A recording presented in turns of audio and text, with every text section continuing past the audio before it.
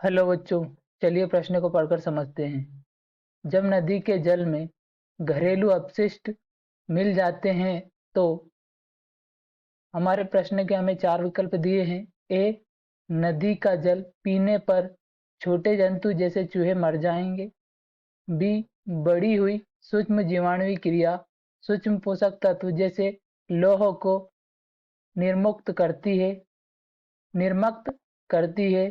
सी, बढ़ी हुई सूक्ष्म जीवाणुवीय क्रिया घुलित ऑक्सीजन का प्रयोग करती है। डी, नदी का जल अभी भी पीने योग्य रहता है क्योंकि अशुद्धता केवल 0.1% के लगभग होती है। हम पहले प्रश्न की मुख्य अवधारणा देख लेते हैं। हमारे प्रश्न की मुख्य अवधारणा है, हमें बताना है कि घरेलू अपशिष्ट को यदि घरेलू अपशिष्ट को नदी के जल में मिला दे तो क्या होगा। घरेलू अपशिष्ट में कार्बनिक पदार्थ मौजूद होते हैं।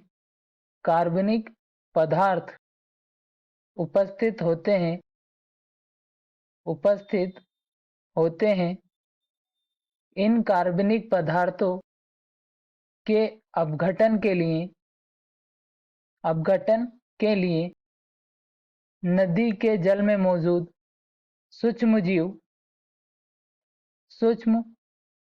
जीव जो कि जीवाणु होते हैं, वह ऑक्सीजन का उपयोग करते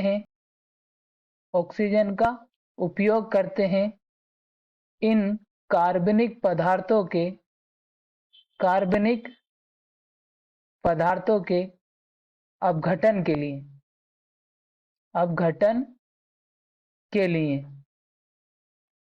अपघटन या विघटन के लिए ऑक्सीजन का उपयोग करते हैं, जिससे नदी के जल में ऑक्सीजन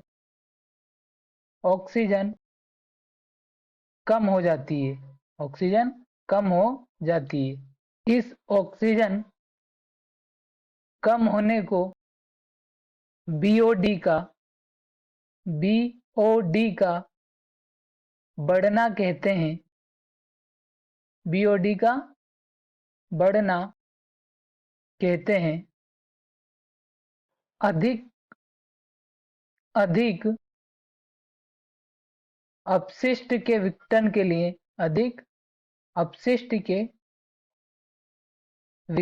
लिए अधिक सूक्ष्मजीव की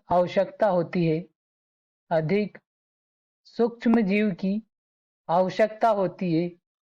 इन अधिक सूक्ष्मजीव को विघटन के लिए अधिक ऑक्सीजन की आवश्यकता होती है।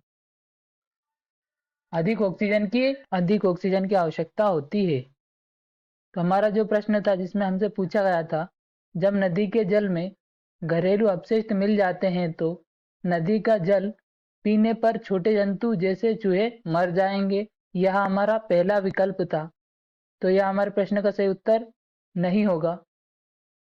विकल्प बी में हमें दिया है, बढ़ी हुई सूक्ष्म जीवाणुवीय क्रिया सूक्ष्म पोषक तत्व जैसे लौह को निर्मुक्त करती है। यह भी हमारे प्रश्न का सही उत्तर नहीं होगा। विकल्प सी में हमें दिया है, बढ़ी हुई सूक्ष्म जीवाणुवीय क्रिया घुलित ऑक्सीजन का प्रयोग करती है, तो यह हमारे प्रश्न का सही उत्तर होगा। बढ़ी हुई सूक्ष्म जीवाणुवीय क्रिया घुलित ऑक्सीजन का प्रयोग करती है। विकल्प डी में दिया है, नदी का जल अभी भी पीने योग्य रहता है क्योंकि अशुद्धता केवल 0.1% के लगभग होती है। यह भी हमारे प्रश्न का सही उत्तर नहीं होगा। हमारे प्रश्न का सही उत्तर विकल्प सी होगा। आशा करता हूँ आपको समझ में आया होगा। धन्यवाद।